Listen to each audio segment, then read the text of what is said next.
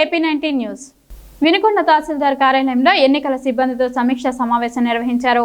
గురువారం తహసీల్దార్ కార్యాలయంలో MCC sector అధికారులు, ఫ్లయింగ్ స్క్వాడ్ సిబ్బందితో రిటర్నింగ్ అధికారి వరద సుబ్బారావు, నర్సరావుపేట DSP VSN వర్మ సమీక్ష సమావేశం నిర్వహించారు. ఈ కార్యక్రమంలో పట్టణ రూరల్ CIలు సాంబశివరావు, సుధాకర్లు పాల్గొన్నారు.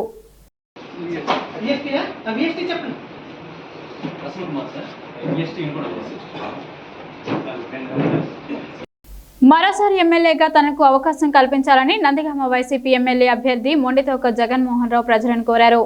గురువారం నందిగామ పట్టణంలో ఆయన ఎన్నికల ప్రచారం నిర్వహించారు. ఈ సందర్భంగా ఆయన ప్రతి ఇంటికి వెళ్లి రానున్న ఎన్నికల్లో వైసీపీని గెలిపించాలని ప్రజలను కోరారు. ఈ కార్యక్రమంలో వైసీపీ నాయకులు, కార్యకర్తలు పాల్గొన్నారు.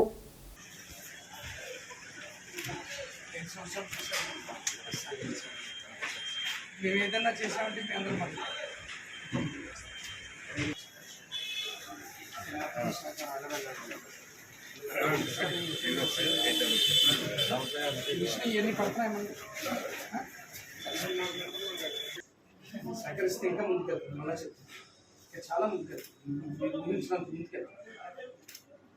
ఉన్న 5 సంవత్సరాలు వేరు, రాబోయే 5 సంవత్సరాలు గవర్నమెంట్ అంతా స్కూల్స్, హాస్పిటల్స్. విజయవాడ సెంట్రల్ మాజీ ఎమ్మెల్యే బొండా ఉమాపై మాజీ మంత్రి వెల్లంపల్లి శ్రీనివాసరావు సంచలన వ్యాఖ్యలు చేశారు. గురువారం విజయవాడ సెంట్రల్లో పర్యటించిన ఆయన మీడియాతో మాట్లాడారు. తెలుగుదేశం పార్టీ ఎమ్మెల్యే అభ్యర్థి బొండా ఉమా మద్యం తాగి ఎన్నికల ప్రచారంలో పాల్గొంటున్నారని అన్నారు.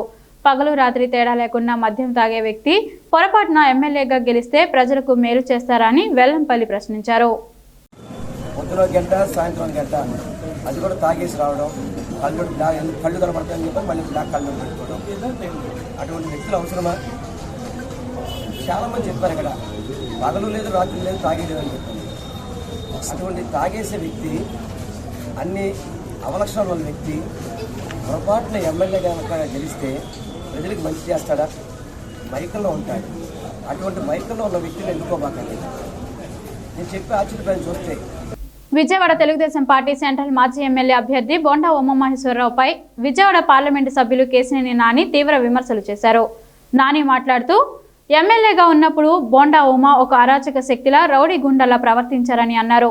ప్రజాక్షేత్రంలో రాజకీయ నాయకుడిగా ఉమా పనికిరాడన్నారు. వెల్లంపల్లి శ్రీనివాసరావుని ప్రజలు గెలిపించాలని విజ్ఞప్తి చేశారు. అట్లాగే 2014 నుంచి 19 వరకు చూసాం. ఒక అరాచక శక్తి ఇక్కడ ఎమ్మెల్యేగా ఉన్నది, ఒక రౌడీ, ఒక గోండా. అట్లాగే బ్లాక్మెయిల్ చేసి డాక్టర్ల దగ్గర నుంచి, డీసెంట్ రోడ్ల షాపుల దగ్గర నుంచి కూడా మరి వసూలు చేసినటువంటి ఒక వీధి రౌడీ. అట్లాగే అనేక రకాల ప్రజల్ని ఇబ్బంది పెట్టినటువంటి వ్యక్తి మళ్ళీ ఇక్కడ పోటీ చేస్తున్నాడు. అతను నిజంగా కూడా ప్రజాసేవకు పనికొచ్చే వ్యక్తి కాదు, ఒక ప్రజాప్రతినిధిగా పనికిరానటువంటి వ్యక్తి బొండా ఉమా. 2014 నుంచి 19 వరకు చంద్రబాబు నాయుడు గారు ముఖ్యమంత్రి ఉన్నప్పుడు ఒక 100 కోట్లు కూడా ఈ విజయవాడకి అభివృద్ధికి ఇచ్చినటువంటి పాపాను పోలేదు. మరి ఆ రోజున నాకున్న పరిచయాలు ఉపయోగించి ఈ ఫ్లైఓవర్లు కానీ, అభివృద్ధి పనులు కానీ చేయడం జరిగింది. ఇప్పుడు ముఖ్యమంత్రి గారు చూస్తే మనం రీటైనింగ్ వాళ్ళు కానీ విజయవాడలో ఏ ప్రాంతానికి వెళ్ళినా, ముఖ్యంగా పేదవాళ్ళు, నిరుపేదవాళ్ళు, అట్లాగే మధ్యతరగతి కుటుంబ ప్రాంతం అంతా కూడా అనేక రకాలుగా కూడా అభివృద్ధి చెంది వాళ్ళ విలేజ్ సెక్రటరీస్ కానీ, హెల్త్ క్లినిక్ కానీ, అంటే ఎడ్యుకేషన్ మీద కానీ ముఖ్యమంత్రి గారు దృష్టి పెట్టి పేదవాళ్ళ పిల్లలు కూడా మరి వాళ్ళ ప్రపంచంతో పోటీ పడాలన్నట్టు వాళ్ళ ఆంధ్రప్రదేశ్లో విద్యా విధానం ఉంది. అట్లాగే వైద్య విధానం మీరు ముఖ్యంగా చూస్తే కొన్ని వేల కోట్లు వైద్యం మీద పెట్టినటువంటి వ్యక్తి వాళ్ళ ఈ దేశంలో ముఖ్యమంత్రి జగన్మోహన్ రెడ్డి గారు.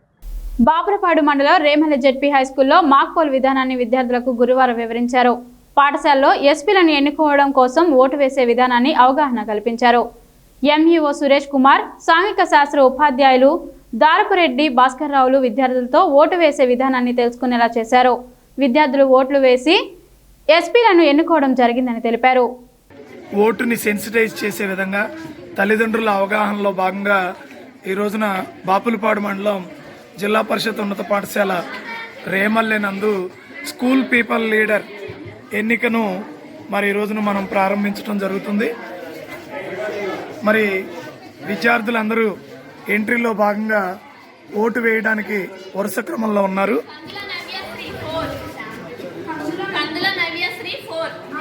అలాగే మనం ఇప్పుడు చూస్తున్నాం స్వీప్ ప్రోగ్రాంలో భాగంగా ఏపీఓ గారు మార్కుడ్ కాపీని చదివి ఓటర్లని సరైనటువంటి ప్రూఫ్ని మరియు ఓటర్ స్లిప్ని అవగాహన చేస్తున్నారు.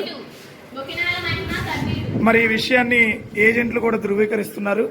మరొక పోలింగ్ సిబ్బంది మరి వీరి తనిఖీని నిజ నిర్ధారణ చేసిన తర్వాత వారికి బ్యాలెట్ని ఇవ్వడం జరుగుతుంది.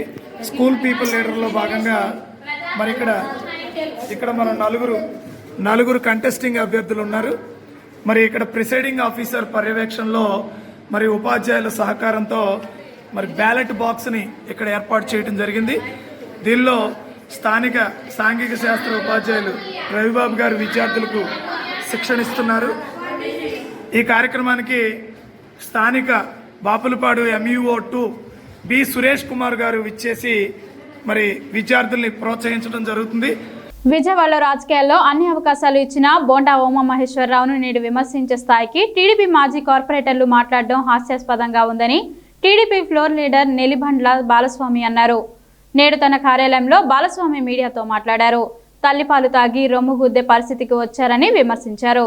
మరి తెలుగుదేశం పార్టీ బోండా ఉమామహేశ్వరరావు గారు మీ ముగ్గురికి గుర్తింపు ఇచ్చారు. కార్పొరేటర్ సీట్లు ఇచ్చి మిమ్మల్ని కార్పొరేటర్లు చేశారు. నంద్యప్ప జగదీష్ డిప్యూటీ ఫ్లోర్ లీడర్ చేశాడు తెలుగుదేశం పార్టీ అధికారంలో ఉన్నప్పుడు. గండూరు మహేష్కి స్టాండింగ్ కమిటీ మెంబర్ ఇచ్చారు బోండా ఉమా గారు. అలాగే కోసూరు మరి కాల్మనీ వ్యాపారస్తులు అతను. మరి వాళ్ళ మిస్సెస్ కూడా బోండా ఉమా గారు పిలిచి సీట్ ఇచ్చి గెలిపించినటువంటి పరిస్థితి. మరి మీరు తిన్నింటి వాసాలు లెక్కబెట్టే విధంగా మరి నంద్యప్ప జగదీష్ అయితే గనక బోండా ఉమా గారు నా ఆత్మ అని నా ప్రాణం అని చెప్పి నమ్మక ద్రోహం చేశాడు. గన్నవరం విమానాశ్రమానికి మాజీ CJI నూతలపాటి వెంకటరమణ గురువారం చేరుకున్నారు. అమరావతి ఉద్యమ రైతులు ఆయనను మర్యాదపూర్వకంగా కలిశారు. రాజధానికి భూములు ఇచ్చిన రైతులు 1563 రోజులుగా ఉద్యమం చేస్తున్నట్లు తెలిపారు. ఆయన మాట్లాడుతూ రైతులకు భూమికి తల్లికి బిడ్డకి ఉన్న సంబంధం ఉందన్నారు. మహిళా రైతుల త్యాగం మరువలేనిదన్నారు. అమరావతి శంకుస్థాపనకు అప్పటి ప్రభుత్వం తనను ఆహ్వానించిందని ఆయన అన్నారు. అమరావతి రాజధానికి భూములు ఇచ్చి మరి ప్రస్తుత ప్రభుత్వ విధానాల వల్ల గత 1563 రోజులుగా ఉద్యమం చేస్తున్నటువంటి మరి ప్రత్యేకించి మహిళా రైతులు ఇక్కడికి వచ్చారు. వాళ్ళ కష్టాలు చెప్పారు.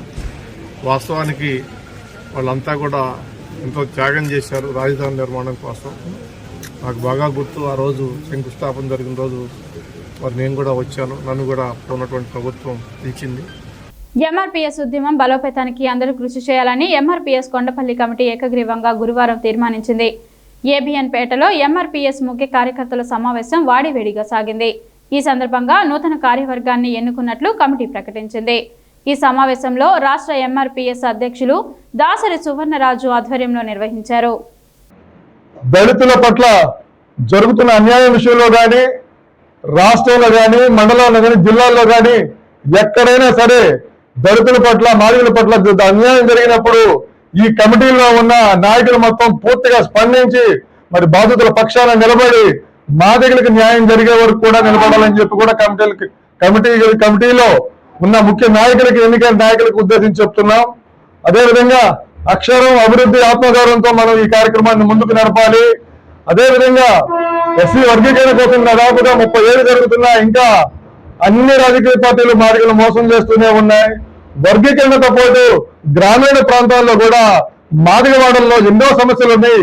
వాటన్నిటి సమస్యల పట్ల కూడా మరి మనం నూతనంగా ఎన్నికైన కమిటీలు అందరూ కూడా పనిచేసి మాదిగల సమగ్ర అభివృద్ధి లక్ష్యంగా పనిచేయాలని చెప్పి నూతన కమిటీలు ఉద్దేశించి స్వేచ్ఛాయుత వాతావరణంలో ఓటు హక్కు వినియోగించుకోవాలని తెనాలి రూరల్ ఎస్ఐ కోటేశ్వరరావు అన్నారు. గురువారం ఆయన మండలంలోని జాకీర్ హుస్సేన్ నగర్, కాజీపేట గ్రామాల్లో కేంద్ర బలగాలతో కలిసి కవాతు నిర్వహించారు. ఈ సందర్భంగా ఎస్ఐ మాట్లాడుతూ ఓటర్లను ప్రభావితం చేసే ఎటువంటి చర్యలైనా కట్టడి చేసేందుకు కఠిన చర్యలు తీసుకుంటామన్నారు.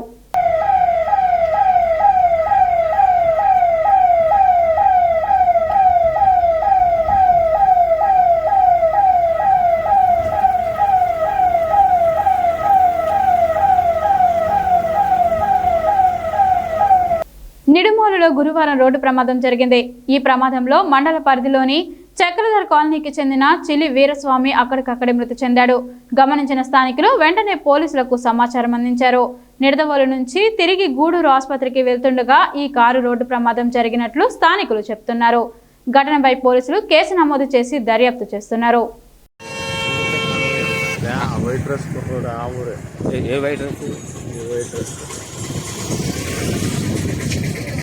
మరిన్ని తాజా వార్తల కోసం చూస్తూనే ఉండండి AP19 న్యూస్.